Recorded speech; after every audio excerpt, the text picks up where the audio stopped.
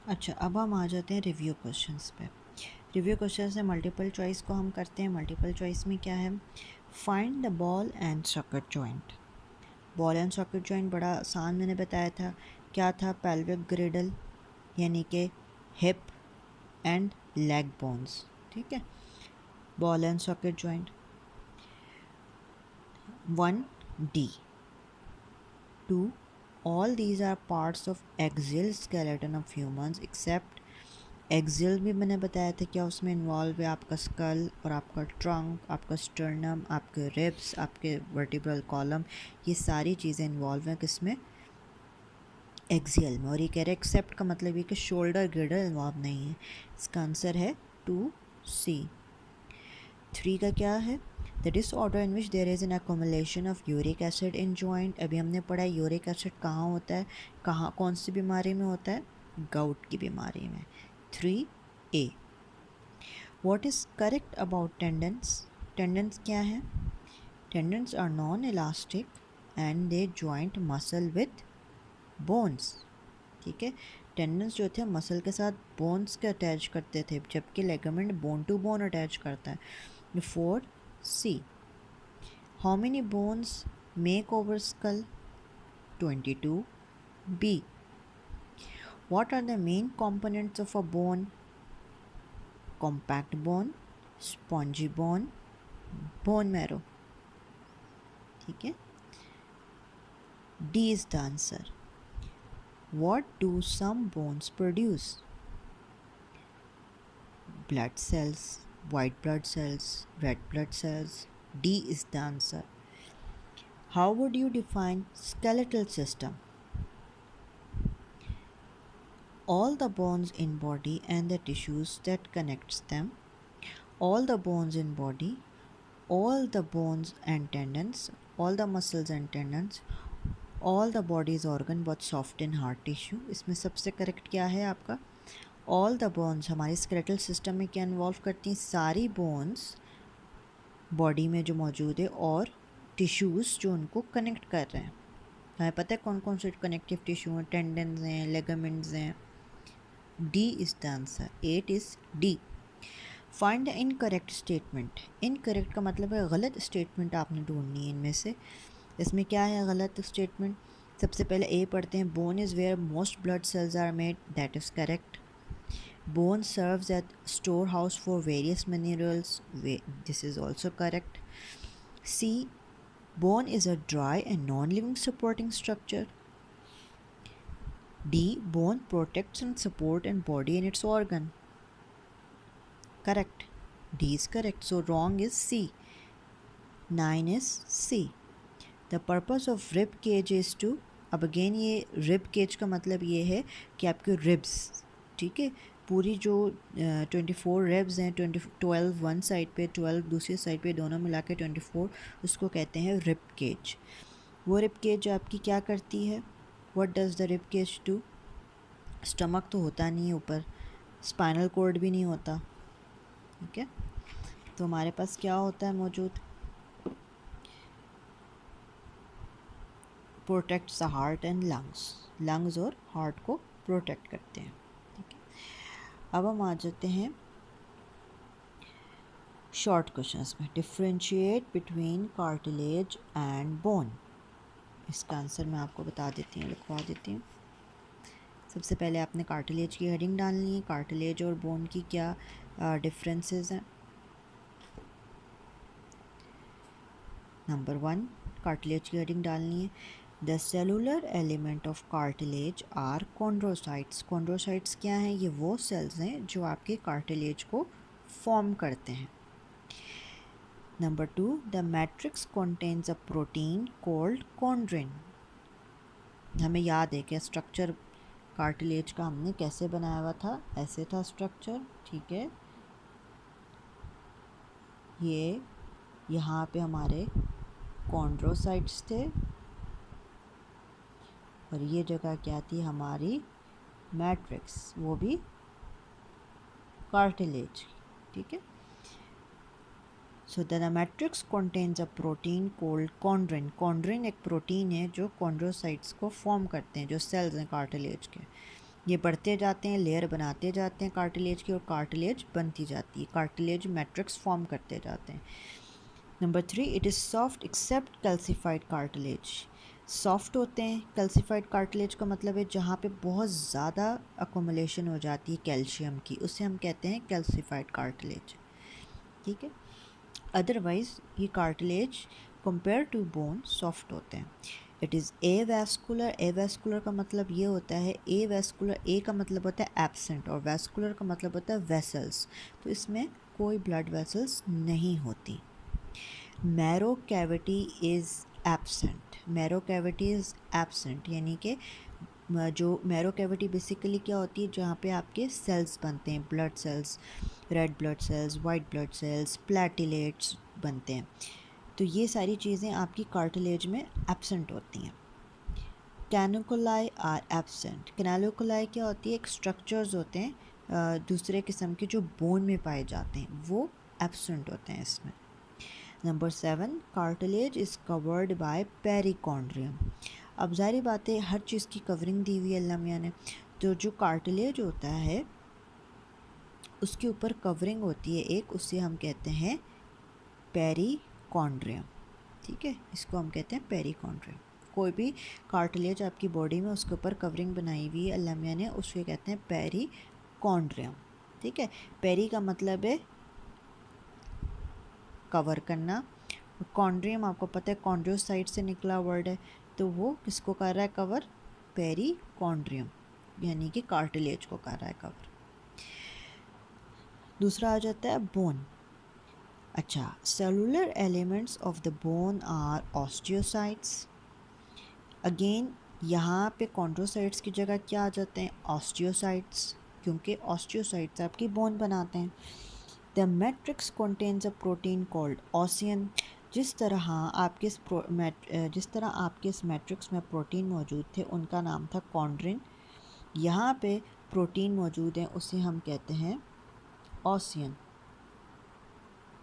Ocean आपकी bone में पाए जाते हैं। ठीक, it is hard due to deposition of phosphate and carbonate.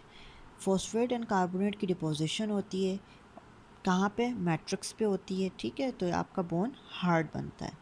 It is vascular. Vascular का मतलब है वेसल्स प्रेजेंट होती हैं, यहाँ पे एब्सेंट था, यहाँ वैस्कुलर प्रेजेंट है। ठीक है, मैरो कैविटी प्रेजेंट है, जो मैंने अगेन बताया था ब्लड सेल्स उसमें बनते हैं, तो आपकी जो बोन है वो आपकी बनाती है ब्लड सेल्स। ठीक है, सॉरी। अच्छा, अब आपका आते हैं ऑस्टियोसाइट्स। ऑस्टियोसाइट्स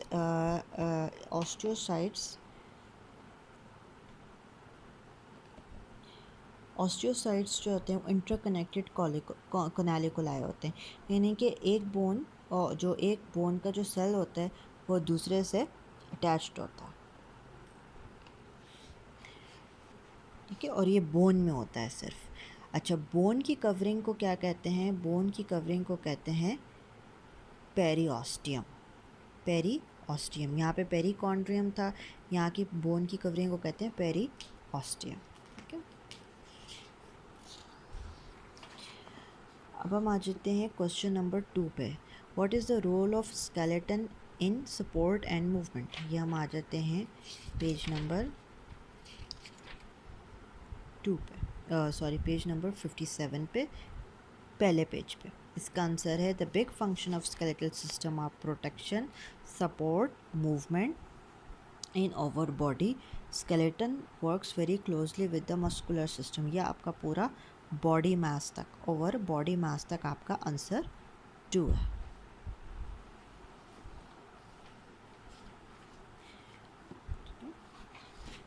आंसर 3 क्या है, how would you differentiate between osteoporosis and arthritis. अभी हमने पढ़ा था पीछे ऑस्टियोपोरोसिस आर्थराइटिस का क्या है, बहुत सिंपल है। Both arthritis and osteoporosis can affect old people.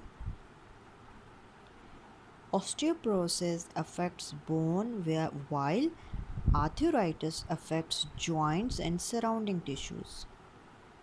Osteoporosis सिर्फ आपकी बोन को अफेक्ट करती है, लेकिन आर्थराइटिस आपके जॉइंट्स को अफेक्ट करते हैं, जहाँ दो बोन मिलती है आपस में वो जॉइंट को अफेक्ट करता है और उसके इर्द गिर्द जितनी भी टिश्यूज़ हैं उनको अफेक्ट करती है। Osteoporosis bone become fragile and brittle. Osteoporosis की जब किस पेशेंट को ऑस्टियोप्रोसिस होता है तो उसकी जो बोन होती है वह नाजुक सी बन जाती है और ब्रिटल। ब्रिटल का मतलब ये है कि आप उसको सिर्फ एक उसको फ्रैक्चर उसका आसानी से हो सकता है उस बोन का। High risk of fracture then normal bone. ठीक है। और आर्थराइटिस क्या चीज़ है? Is an autoimmune. Autoimmune disease का एक डिज़ीज़ होती है जिसमें आपकी बॉडी आप ही के बॉडी सेल्स के ख़िलाफ़ काम करना शुरू कर देती है। तो आर्थराइटिस में क्या होता है कि जो सेल्स होते हैं वो आप ही के बोन के सेल्स के ख़िलाफ़ बन जाते हैं, वो आप ही के बॉडी के एनिमी बन जाते हैं, तो वो डिस्ट्रॉय करने लग जाते हैं। तो वो डिस्ट्रॉय करना शुरू कर देते हैं सॉफ्ट टिश्यू के जॉइंट्स को, और रिज़ल्ट क्या होता है उससे? एमोबलाइजेशन। ज़ाहिर बात है जहाँ टिश्यू में दर्द होना शुरू हो जाता है, टिश्यूज़ जब आपस में जॉइंट्स उसमें नहीं होगा, सॉफ्ट टिश्यूज़ वो डिस्ट्रॉय हो जाएंगे, तो वो जो बोन है आपस में वो किस तरह एक दूसरे से हिलेगी, इस तरह एमोबलाइजेशन। यानी कि एमोबलाइजेशन का मतलब है नो मूवमेंट एंड डिफॉर्मेशन। ज़ाहिर बात है जब एक चीज़ नहीं हिलेगी और उसके डिफॉर्म यानी कि शेप डिफॉर्म होना, यानी कि अपनी शेप से वो चेंज हो जाएगी एक चीज़। So both are different condition. मैं रिपीट कर देती हूँ। Both arthritis and osteoporosis can affect old people. Osteoporosis affects bone while arthritis affects joints and surrounding tissues. In osteoporosis, bone become fragile and brittle, high risk of fracture than normal bone. Arthritis is an autoimmune disease which destroys soft tissues of joints, result in immobilization and deformation. Both are different conditions. ठीक है, ये आपका question number 3 हो गया। Question number 4 क्या है? Label the bicep and tricep in the following diagrams in which also the mention there contraction और relaxation state. ठीक है, अब आपने ये देख लिया ये बाइसेप मसल है। ठीक है, अब ये बाइसेप मसल जो है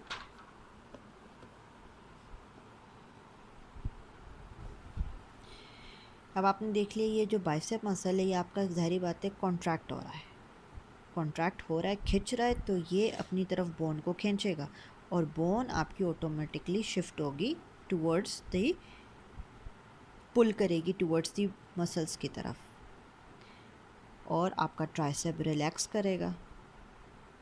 ठीक है, इसी तरह यहाँ पे आपका क्या कर रहा है बाइसेप, क्या कर रहा है बाइसेप यहाँ पे रिलैक्स कर रहा है, और ट्राइसेप आपका क्या कर रहा है कॉन्ट्रैक्ट कर रहा है मसल को, तो ये बोन को खींच रहा है अपनी तरफ और आपका हाथ नीचे की तरफ आएगा। ठीक है, जो हमेशा एक कॉन्सेप्ट आपने बिठा के रखना है कि जो मसल कॉन्ट्रैक्ट करेगा वो अपनी तरफ खींचेगा, वो पुल करेगा। ठीक है, जब वो पुल करेगा तो नेक्स्ट मसल क्या होगा? वो रिलैक्स होगा। ठीक है, अच्छा, अंडरस्टैंडिंग द कॉन्सेप्ट क्या है? ये आपने बुक में डायग्राम बनानी है इसी तरह। ठीक है, और आपने इसी तरह उसको लेबल करना है कॉपी में। अच्छा, what are the main components of the axial skeleton and appendicular skeleton of human? ये भी बहुत आसान है, ये हमने पढ़ा था अभी पीछे। ये आपने आंसर 1 लिखना है, एक्सियल स्केलेटन की हेडिंग डालनी है उसी तरह लिखनी है जितना जैसे बुक में लिखा हुआ है, और अपेंडिकुलर स्केलेटन यहाँ तक लिखना है। और अगर आप डायग्राम बना दें तो और अच्छा हो जाएगा, उसको डिफरेंट कलर के साथ आप कलर कर लें तो आपके लिए और समझने में आसानी हो जाएगी कि एक्सियल और अपेंडिकुलर स्केलेटन में क्या फ़र्क है। Answer number 2, describe the types of joints and give example. ये हमारी अभी हमने पढ़ा है, ये आपकी पूरा आंसर है। Answer number 2, types of joint. पहले आपने लिखना है what is joint. Joint is the location in which two or more bones make contact. They allow movement and provide mechanical support. यहाँ से लेके immovable joint, slightly movable joint, फिर movable joint में दो और इकसाम आ जाती हैं आपके, hinge joint और ball and socket joint। with example आपने लिखना है इसको। ठीक है, with example।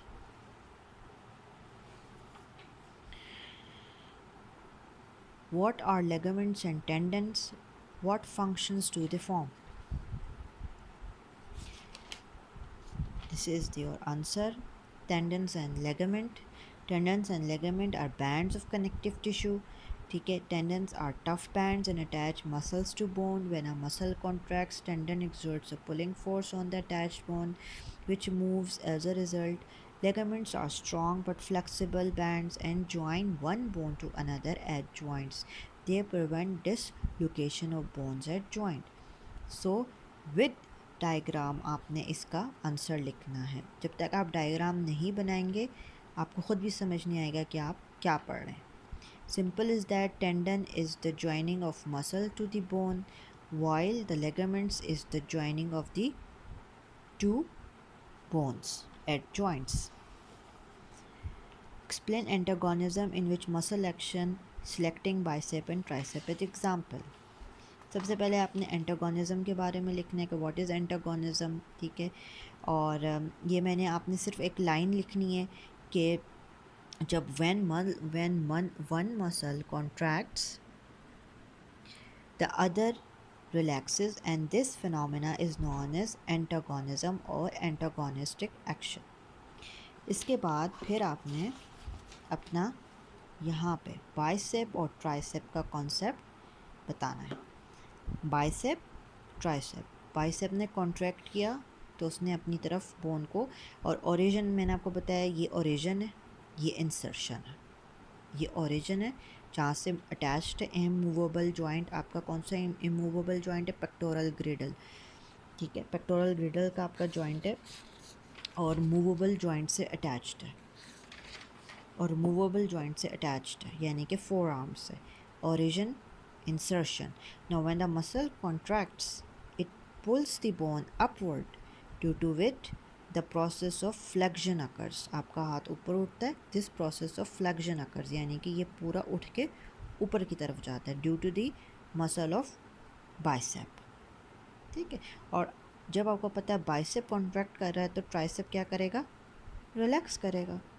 इसी तरह यहाँ पे बाइसेप मसल यहाँ पे क्या कर रहा है? रिलैक्स कर रहा है. ट्राइसेप मसल आपका कॉन्ट्रैक्ट कर रहा है. जब वो कॉन्ट्रैक्ट करता है तो वो पुल कर रहा है बोन को और आपका हाथ नीचे की तरफ जा रहा है. ठीक है, और ये extension at the elbow joint. ठीक है, और आपका बाइसेप रिलैक्स कर रहा है, ट्राइसेप कॉन्ट्रैक्ट हो रहा है. तो ये विद आपने डायग्राम पूरा बनाना है.